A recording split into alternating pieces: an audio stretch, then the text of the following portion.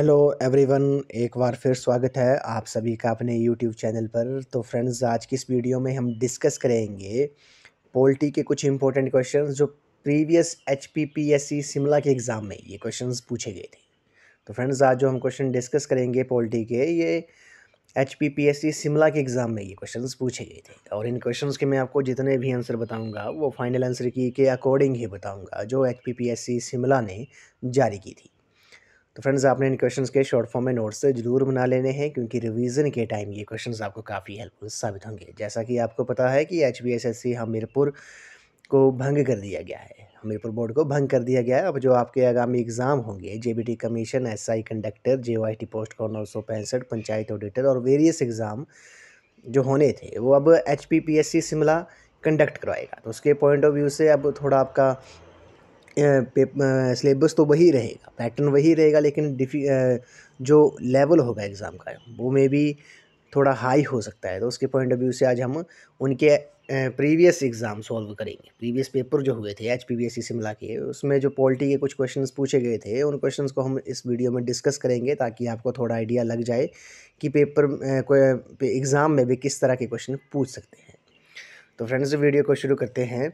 अगर आप HP TET की तैयारी भी कर रहे हो तो इसके लिए भी मैंने एक अलग से प्लेलिस्ट बनाई है, जिसका जो लिंक है मैंने डिस्क्रिप्शन बॉक्स में दे दिया है। आप वहां पर जाकर वीडियोस देख सकते हो। वहां पर आपको एचपी टेट के रिगार्डिंग 150 प्लस वीडियोस आपको देखने को मिलेंगी। तो फ्रेंड्स, वीडियो को शुरू करते हैं। क्वेश्चन नंबर 25 में बोला है कि निम्न में से कौन सा कथन जो है वो भारत के उपराष्ट्रपति के संदर्भ में सही है। Which one of the following is correct with regard to the vice president of India.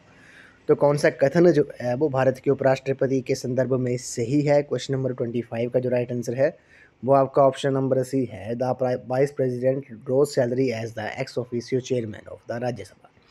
यानी कि उपराष्ट्रपति जो है वो राज्यसभा के पदेन सदस्य के रूप में वेतन लेते हैं। ऑप्शन नंबर सी इस क्वेश्चन का राइट आंसर है। तो ऑप्शन नंबर सी जो है इस क्वेश्चन का राइट आंसर है। ये भारत के उपराष्ट्रपति के संदर्भ में सही है। आपको पता होगा संसद के केवल चयनित सदस्य ही उपराष्ट्रपति के चुनाव में भाग लेते हैं। ये जो स्टेटमेंट है वो गलत है। और उपराष्ट्रपति दोनों सदनों की संयुक्त बैठक की अध्यक्षता करता है, तो ये स्टेटमेंट भी गलत है। तो उपराष्ट्रपति दोनों सदनों की संयुक्त बैठक की अध्यक्षता करता है, ये स्टेटमेंट भी गलत है। संसद के केवल चयनित सदस्य ही उपराष्ट्रपति के चुनाव में भाग लेते हैं, ये भी गलत है। और उपराष्ट्रपति को महाभियोग द्वारा हटाया जा सकता है, ये स्टेटमेंट भी जो है वो गलत है। बाकी ऑप्शन नंबर सी जो है इस क्वेश्चन का राइट आंसर है। उपराष्ट्रपति राज्यसभा के पदेन सदस्य के रूप में वेतन लेता है। अब थोड़ा हम डिटेल में डिस्कस कर लेते हैं उपराष्ट्रपति के बारे में। तो आपको बताएगा उपराष्ट्रपति अनुच्छेद 63 में आर्टिकल 63 में उपराष्ट्रपति के पद का वर्णन है। संविधान में उपराष्ट्रपति से संबंधित प्रावधान जो है वो अमेरिका के संविधान से ग्रहण किया गया है। ये आपको पता होगा, अमेरिका के संविधान से लिया गया है। भारत का उपराष्ट्रपति राज्यसभा का पदेन सभापति होता है, ये आपने याद रखना है। राज्यसभा उपराष्ट्रपति जो होता है वो राज्यसभा का पदेन सभापति होता है। अनुच्छेद 64 आर्टिकल 64 और आर्टिकल 89 में इसका वर्णन है। अब उपराष्ट्रपति राज्यसभा का सदस्य नहीं होता है, ये आपको पता होना चाहिए। अतः इसे मतदान का अधिकार नहीं है, किंतु सभापति के रूप में निर्णायक मत देने का अधिकार उसे प्राप्त है। तो फ्रेंड्स, इन क्वेश्चंस को हम थोड़ा डिटेल में डिस्कस कर रहे हैं, क्योंकि अब आपके एग्जाम में एचपीपीएससी शिमला जो है वो थोड़ा डिटेल में डीपली पूछता है, तो इसके कारण हम यहाँ से क्वेश्चन के ही डिराइव हो सकते हैं। तो हम थोड़ा इसमें डिटेल में डिस्कस करेंगे, ताकि आपको भी इन क्वेश्चंस का आपको काफ़ी बेनिफिट मिले। तो आपको पता होगा राज्यसभा का जो सभापति होता है वो उपराष्ट्रपति होता है, परंतु उसे मतदान का अधिकार नहीं होता है, किंतु सभापति के रूप में निर्णायक मत देने का अधिकार उसे प्राप्त है। ये भी आपने याद रखना है। और डॉक्टर सर्वपल्ली राधाकृष्णन जो थे वो पहले और 2 बार उपराष्ट्रपति बने थे। पहले उपराष्ट्रपति जो थे वो भारत के वो सर्वपल्ली राधाकृष्णन थे। और आपको पता होगा जो योग्यता होनी चाहिए उपराष्ट्रपति बनने के लिए, तो 35 वर्ष की आयु और राज्यसभा का सदस्य चुने जाने की योग्यता रखता हो, भारत का नागरिक होना चाहिए, कार्यकाल जो है वो 5 वर्ष का होता है, ये आपको पता होगा उपराष्ट्रपति का। और निर्वाचन जो करते हैं वो लोकसभा और राज्यसभा के सभी सदस्यों द्वारा चुनाव होता है। उपराष्ट्रपति का जो चुनाव होता है वो लोकसभा के सभी सदस्य और राज्यसभा के सभी सदस्यों द्वारा चुनाव किया जाता है। अभी प्रेजेंट में भारत के उपराष्ट्रपति कौन है? श्री जगदीप धनखड़ जो हैं वो भी प्रेजेंट में भारत के उपराष्ट्रपति हैं, वाइस प्रेसिडेंट है, और वो राजस्थान स्टेट से वो बिलोंग करते हैं। तो ऑप्शन नंबर सी इस क्वेश्चन का राइट आंसर है। उपराष्ट्रपति के संदर्भ में जो सही है वो आपका ऑप्शन नंबर सी है। उस उपराष्ट्रपति राज्यसभा के एक पदेन सदस्य के रूप में वेतन लेते हैं। क्वेश्चन नंबर 26 पे चलते हैं। इसमें बोला गया है कि संविधान के अनुच्छेद 370 के संदर्भ में क्या असत्य है। अब बोला गया है कि व्हाट इज द यूट्रिया with regarded in article 370 of the constitution. Friends यहाँ पे थोड़ा मिस प्रिंट है, तो बोला है कि संविधान के अनुच्छेद 370 के संदर्भ में क्या असत्य है। तो इस क्वेश्चन का जो राइट आंसर है वो आपका ऑप्शन नंबर डी है। ऑप्शन नंबर डी जो है इस क्वेश्चन का राइट आंसर है।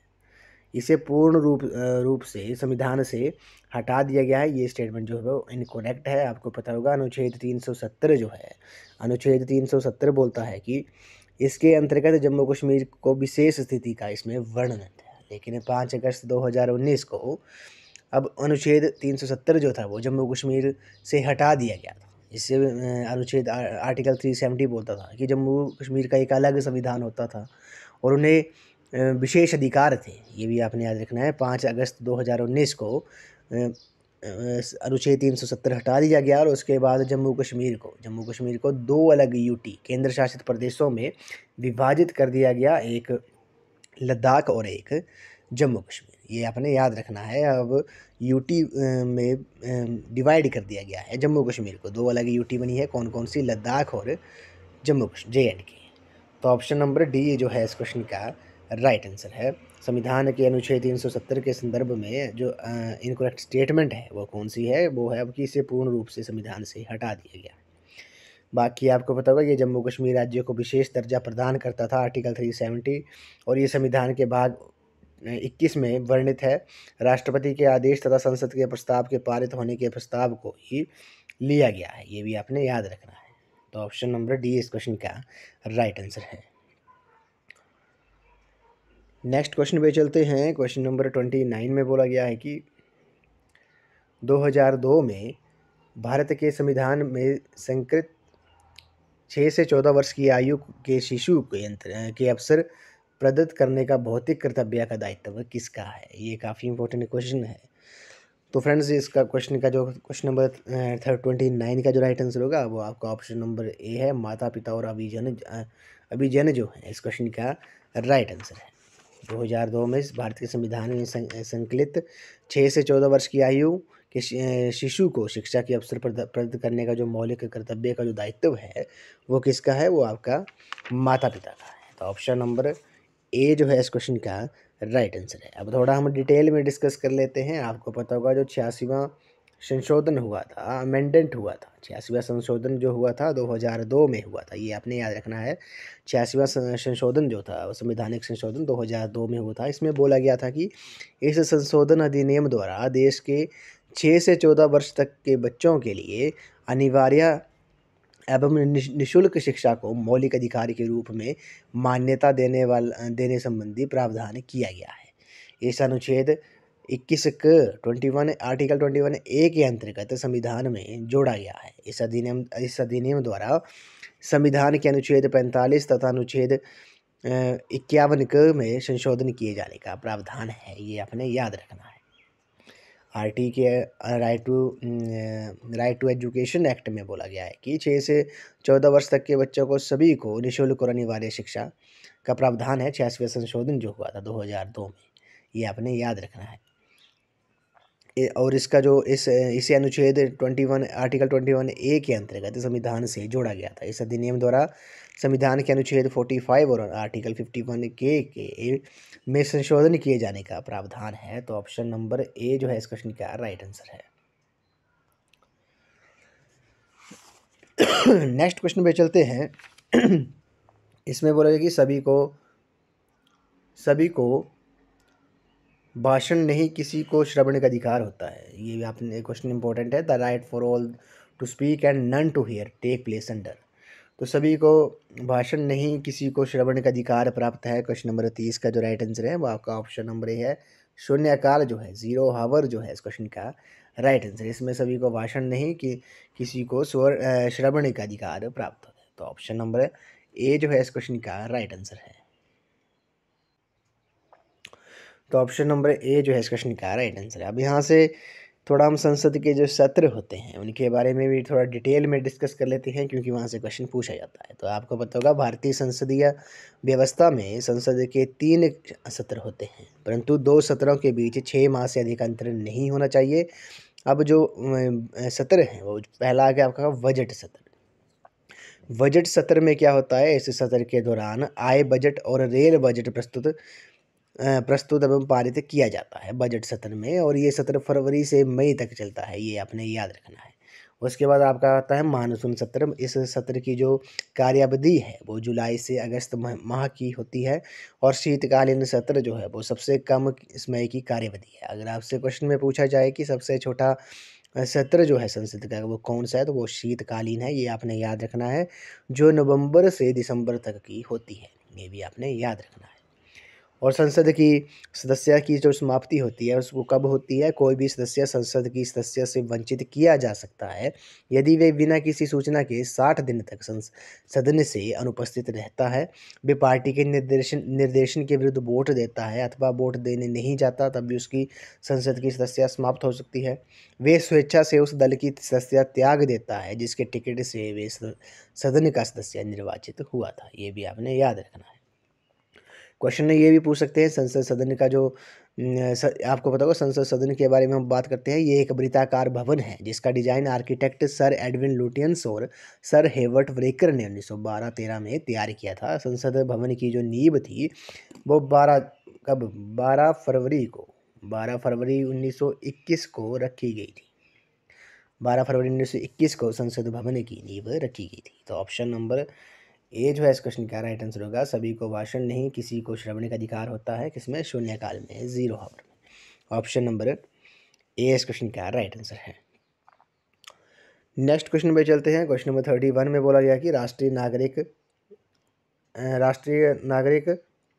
यहाँ पे मिस प्रिंट है थोड़ा, the national register of citizenship deals with the which of the part of the constitution.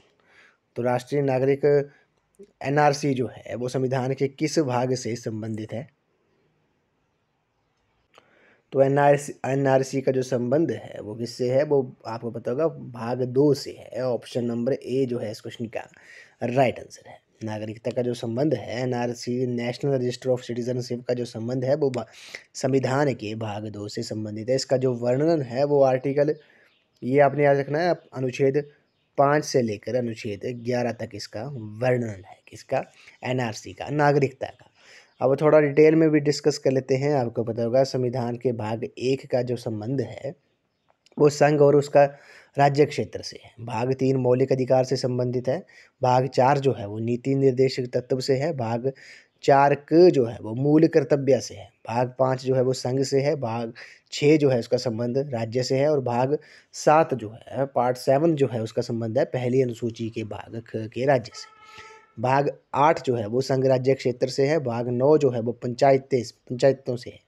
भाग 9 क जो है पार्ट 9(1) जो है वो नगर पालिकाओं से है। भाग 9 ख जो है वो सहकारी समितियों से है। हम इसको कंप्लीट डिस्कस कर लेते हैं। भाग 10 जो है वो अनुसूचित और जनजातीय क्षेत्र से है। भाग 11 जो है वो संघ और राज्य के बीच संबंध से संबंधित है। भाग 12 जो है वो वित्त संपत्ति समुदाय और बाद से संबंधित है। भाग 13 जो है वो भारत के राज्य क्षेत्र के भीतर व्यापार वाणिज्य और समागम से है।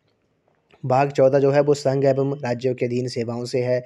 भाग 14 क जो है वो अधिकरण से है। भाग 15 निर्वाचन से है। भाग 16 जो है वो कुछ वर्गों के संबंध में विशेष उपबंध से है। भाग 17 जो है वो राजभाषा से है।